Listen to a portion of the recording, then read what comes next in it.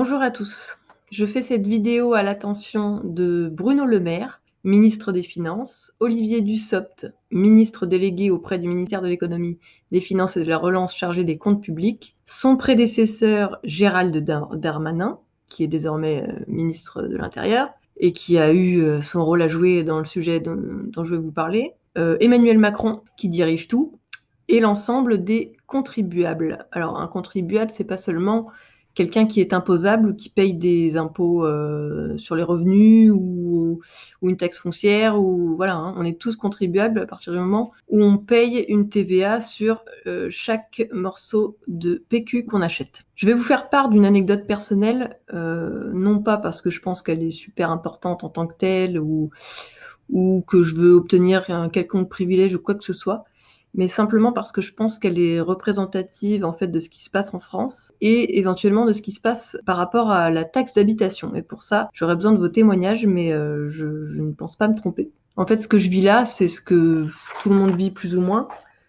Mais surtout, ça me conforte dans l'idée que plus on se noie dans ce pays, plus on nous enfonce la tête sous l'eau. Et donc, c'est très difficile pour les pauvres de s'en sortir. On leur donne aucune chance en fait. Et même les classes moyennes, je sais même pas trop ce que ça veut dire classe moyenne, mais sombrent vers la pauvreté. Et donc finalement, on a plus que deux classes qui s'affrontent. C'est bien la lutte des classes qu'on est en train de vivre et qui se confirme jour après jour. Le problème, c'est que rien n'est honnête et on est obligé de tout découvrir soi-même, sans être prévenu et en menant des petites enquêtes, comme j'ai fait là. Pour vous faire un petit topo, donc je suis une ancienne Parisienne, j'ai migré vers la Haute-Loire en Auvergne, donc en pleine nature. Je ne pensais jamais pouvoir être propriétaire un jour, évidemment, puisque je n'ai aucun diplôme, rien du tout. Je fais des petits boulots comme tout le monde, en plus de l'écriture de mes livres. Sauf qu'en Haute-Loire, c'est moins cher qu'à Paris. Et donc, avec un crédit, sans aucun apport, j'ai réussi à obtenir un bien. Donc, un corps de ferme avec une maison d'habitation qui était dans un état c'était habitable, mais c'était pas aux normes ni rien. Et donc, j'ai obtenu cette maison pas très chère, en 2016. Quand j'ai acheté, bien évidemment, je me suis renseignée sur le montant de la taxe foncière, puisque si elle avait été élevée, je n'aurais pas acheté. Et donc, la personne, le propriétaire d'avant m'a dit qu'elle était d'environ 200 € par an. Donc, je me suis dit que c'était raisonnable. Et donc, j'ai signé. Et en effet, première année, donc 2017, ma taxe foncière est de 289 €.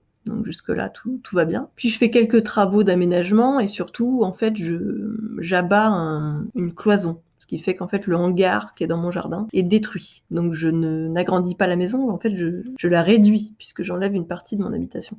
Bon, puis pour ça, il faut que je demande un permis de destruction auprès de la mairie, mais bon, je m'en inquiète pas plus que ça. De là, les impôts me demandent de remplir ma déclaration pour mettre à jour les données sur ma maison, donc je le fais, je remplis les petites cases. Et puis, en 2018, courant 2018, au mois de juin, je reçois une lettre que je n'ai plus malheureusement, sinon je vous l'aurais bien montrée, mais je vais vous expliquer pourquoi je l'ai plus, où on me dit, voilà, suite au vote de nos collectivités et aux infos que nous avons, votre taxe foncière va augmenter. Elle sera d'environ 1 345 €.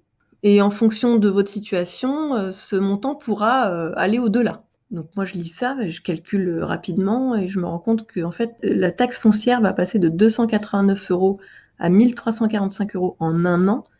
Ça fait plus de 600%, mais on fait même pas ça à un locataire. On n'augmente pas un loyer de plus de 600% en un an. C'est interdit par la loi, normalement. Donc, je m'énerve un petit peu. J'appelle les impôts et on me répond par téléphone. Bah oui, madame, votre maison était considérée comme une ruine et maintenant vous vivez dans le confort. Alors je lui réponds, j'ai des trous dans mes murs, il me manque des fenêtres, je suis obligée de mettre des couvertures dans les trous. Vous pensez que c'est le confort? Enfin, pourquoi vous venez pas voir? Comment vous pouvez estimer ça à distance? Donc elle me dit, mais c'est comme ça, madame, et tout. Donc finalement, je décide d'y aller, de prendre un rendez-vous. Et là, je discute avec une dame qui me sort ma déclaration d'impôt. Et donc, on revoit point par point ma déclaration. Et en me posant des questions, elle barre. Donc par exemple, salle d'eau.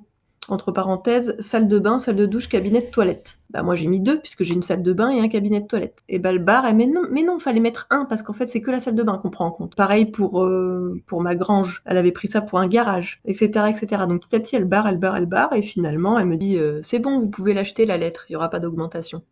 C'est pour ça que je l'ai plus. Sinon, je vous l'aurais montré. Et puis elle me dit, avant que je parte, quand vous changerez vos fenêtres, vous nous le direz? Je dis oui, bien sûr. Donc, suite à ça, je reçois ma taxe foncière de 2018 et je me rends compte qu'elle est à 944 €.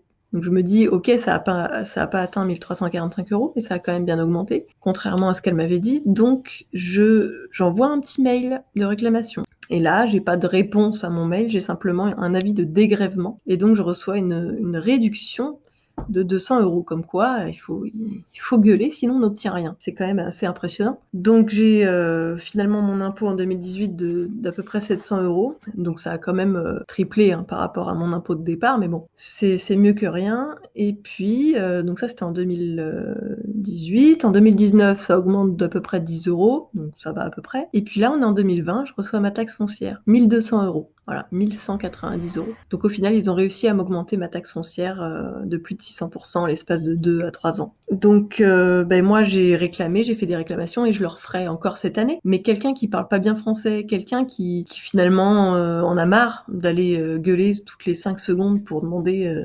Et puis même quelqu'un qui se dit que c'est pas possible même, qui prend l'avis d'impôt pour acquis, parce que finalement l'avis d'impôt c'est une facture, quoi. Et il va pas y aller, et du coup il va payer plein pot, quoi. Et vous allez me dire quel est le lien avec le titre qui est la taxe d'habitation. En fait, déjà pour vous remettre dans le contexte, est-ce que vous vous souvenez, en 2017, pendant la campagne d'Emmanuel Macron, moi je l'avais vu en direct et donc à l'époque je pouvais pas mettre le replay pour bien réentendre ce que j'avais entendu. Est-ce que vous vous souvenez d'Emmanuel Macron face à l'Association des maires de France pendant sa campagne, alors qu'il avait promis de supprimer la taxe d'habitation aux Français? Bien évidemment, les maires se sont soulevés par rapport à ça et se sont plaints, puisque ça voulait dire moins de revenus pour la mairie. Il a essayé de rassurer les maires. Et je vous laisse écouter ce qu'il a dit. Sur ce volet-là, comment je compte justement faire? Je souhaite être très explicite avec vous et pleinement transparent. 1. L'État remboursera directement aux collectivités, à l'euro près, ce qui techniquement seront des dégrèvements de taxes d'habitation sur la base des taux actuels. Deuxième point, les maires conserveront leur plein pouvoir de taux, avec un principe: les éventuelles augmentations ne seront pas prises en charge par l'État, mais par les contribuables. Ce qui est normal. Et donc l'État couvre à hauteur de 10 milliards d'euros, au taux actuel, la taxe d'habitation pour ces 80% d'habitants. Si le maire, parce que je garantis l'autonomie fiscale, décide de le réaugmenter pour la totalité de ses habitants, ce sera perceptible par les habitants. L'allègement porté par l'État restera, mais la collectivité garde sa liberté. La Constitution garantit l'autonomie financière et fiscale des collectivités territoriales et nul ne pourra y porter atteinte. Intéressant, non? De regarder ça maintenant avec du recul. Vous avez compris comme moi qu'en gros, il leur dit « Oui, on supprimera la taxe d'habitation à hauteur du taux de l'année en cours. Maintenant, libre à vous d'augmenter les taux.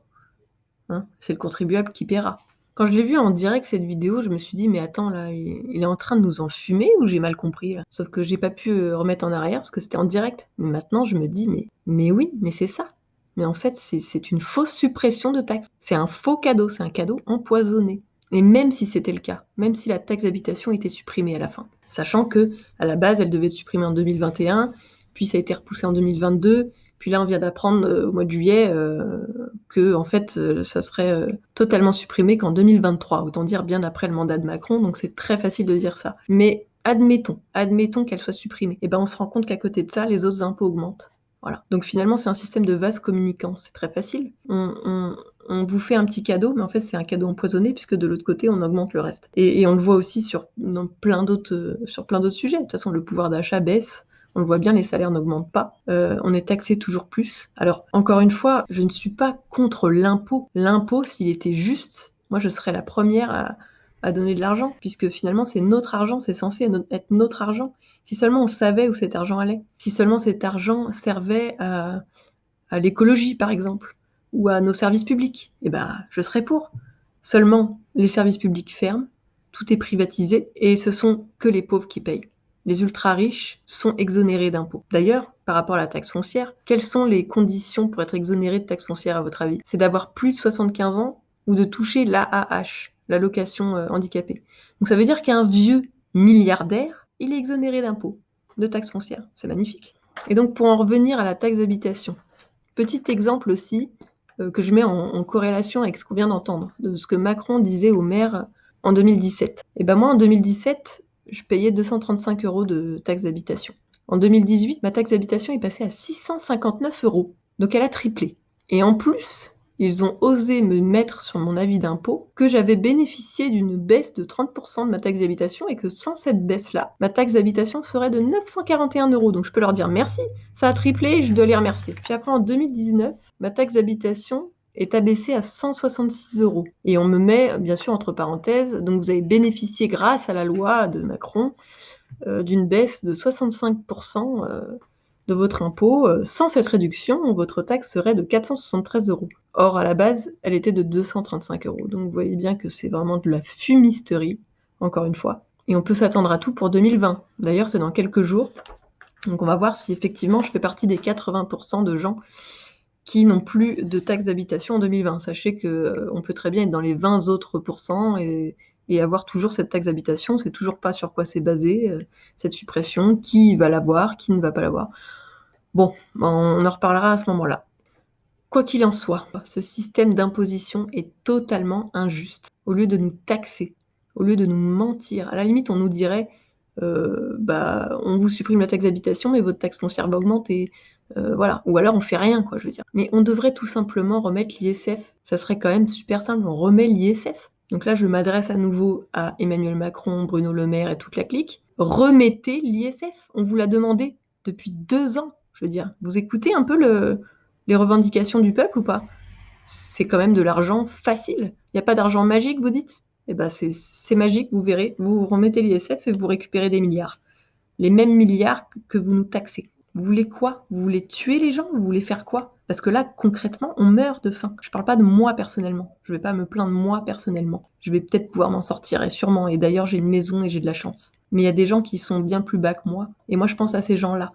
Je pense à tous ceux qui sont en train de dormir dehors alors qu'il fait froid. D'ailleurs, vous disiez, monsieur Macron, qu'il n'y aurait pas un seul SDF dehors. Eh ben, bravo. Regardez un peu. Regardez dans la rue ce qui se passe. Sortez un peu de votre palais et écoutez-nous un peu. C'est notre argent. On est censé pouvoir le contrôler, cet argent. On est censé pouvoir avoir un œil dessus. Et vous, au gré de vos envies, vous augmentez les taxes comme ça, de 600%. Et un peu plus par-ci, un peu plus par-là. On n'est plus en monarchie, c'est fini cette affaire. Donc j'appelle maintenant les contribuables aussi à faire tourner cette vidéo et à me dire en commentaire si vos impôts ont augmenté. Là par exemple, les impôts sur le revenu, je sais pas si ça vous a touché personnellement, mais par exemple mon conjoint, ça lui est arrivé, ses impôts sur le revenu ont augmenté, et en plus de ça, donc il a une grosse somme à sortir, et en plus de ça, il apprend un peu par hasard aussi que il doit payer, il a des mensualités pour l'année prochaine. Donc il paye les 2 années en même temps. Ça me rappelle un sketch de Roman Frécinet qui disait justement par rapport aux impôts prélevés à l'avance, que c'était comme si tu te baladais dans la rue, t'allais à la boulangerie pour acheter un sandwich, et que là t'avais un gars qui te demandait de lui filer ton sandwich. Alors tu lui réponds, mais je l'ai pas encore acheté. Et ben c'est ça. Macron, il nous taxe avant même qu'on ait les sous. Donc au niveau du quotidien, nos dépenses du quotidien, ça nous impacte énormément. On est obligé de faire des économies ailleurs. Moi, avec une taxe foncière pareille, mais je vais la revendre, la maison. Pas possible. On nous encourage pas à accéder à la propriété, on nous encourage pas à vivre dignement. On nous enfonce toujours plus. Donc, merci de relayer cette vidéo et merci de vos témoignages, parce qu'on n'a pas de réelles données sur cette augmentation d'impôts. Cette histoire de taxe d'habitation, c'est un scandale. On supprime une taxe pour en reprendre ailleurs. On favorise les ultra-riches, on dénigre les pauvres. Et tout ça se fait en sous-marin. Vous attendez quoi? On va pas attendre de mourir de faim pour sortir et dire ce qu'on pense. Ils ne veulent pas nous écouter. On va tout faire pour qu'ils nous écoutent. Et qu'au moins, même s'ils nous écoutent pas, ils nous entendent. On sera là, on sera toujours là, et on les laissera pas faire. Ils ne nous détruiront pas. On finira par y arriver de toute façon. On n'a pas le choix. Comme disait René Dumont, c'est l'utopie ou la mort. Moi je préfère l'utopie, et je préfère me battre pour ça.